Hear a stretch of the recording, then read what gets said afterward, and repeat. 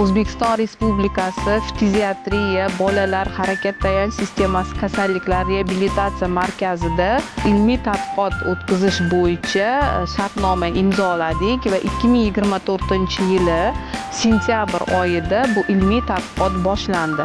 4 yoshdan 14 yoshgacha bo'lgan osteoxondropatiya diagnozi bilan kasallangan bemor bolalarda 25 ta boladan 14 tasida fragmentatsiya davridan noto'liq tiklanish davriga o'tish holati va bitta bolada to'liq tuzalish holatlari aniqlandi. Men Usmonov Farizod Abduqayumov, Respublika bolalar fiziatriya va tayanch harakat tizimi kasalliklar reabilitatsiya markazining bosh shifokori hisoblanaman. Beliver kompaniyasining parallel kalsiysi va koenzim qoni ishlatdik. Osteoxondropatiya kasalligi bilan og'rigan bemorlarimizda bizlarni davolanish etapimizni 1 yilga qisqartirib berdi. Aslida 2,5 yil, 3 yil, 4 yilgacha davom etadigan kasallik davolanishini 1 yilga qisqartirib berdi. Son boshlasi osteoxondropatiyasi tashxisi bilan davolanayotgan bolalarda shuni tajriba sifatida qo'llab ko'rdik. 3 marta tekshiruv o'tkazildi, rentgenologik tekshiruv o'tkazildi. Bu kasallik Tojiboyeva Dilnura 2017-yil tug'ilgan. Bolada birinchi 4 oy oldin chap son boshlasi osteoxondropatiya fragmentatsiya tashxisi bo'lgan. Kelgandan keyin unga bir kanaloid kalsiy berganmiz. Bu ikkinchi rentgen tekshiruv 5-dekabrda qilingan.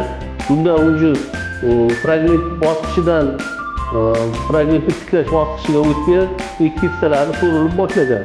Uchinchisi bu mana 19-mart kuni 2020-yilda rentgen tekshiruvida bu yerda son suyagining bosqichi noto'liq tiklanish bosqichiga o'tgan mana. O'zi noto'liq tiklanish bosqichiga o'tgan, kistalar so'rilib borgan mana. Bu yerda juda katta kista bor, bu yerda kista kichkina.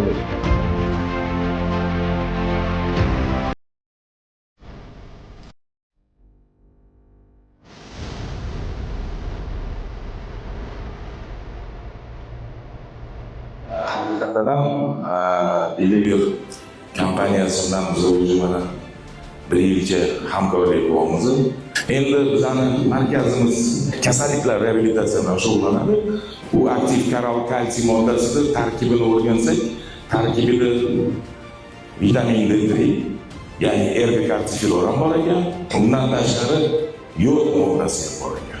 Bu 3 ta modda aktiv karal kalsiy tarkibida borligi uchun 2 ta guruh qildik. 25 ta boladan 2 oy davomidan keyin 56%, ya'ni 25 ta boladan 14 tasida fragmentatsiya davridan noto'liq tiklanish davriga kasallik bo'ldi.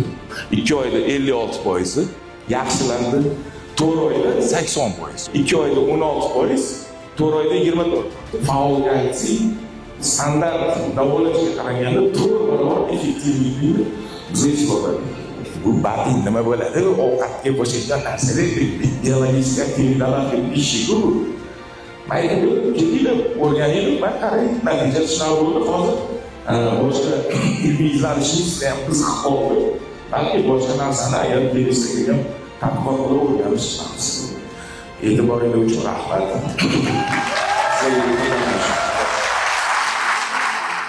Mana shu ilmiy tadqiqotda ishtirok etgan mana shu markaz shifokorlariga va hamshiralariga kompaniyamiz Beliver kompaniyasi tomonidan va shaxsan men o'zimning nomimdan o'z minnatdorchiligimni bildiraman.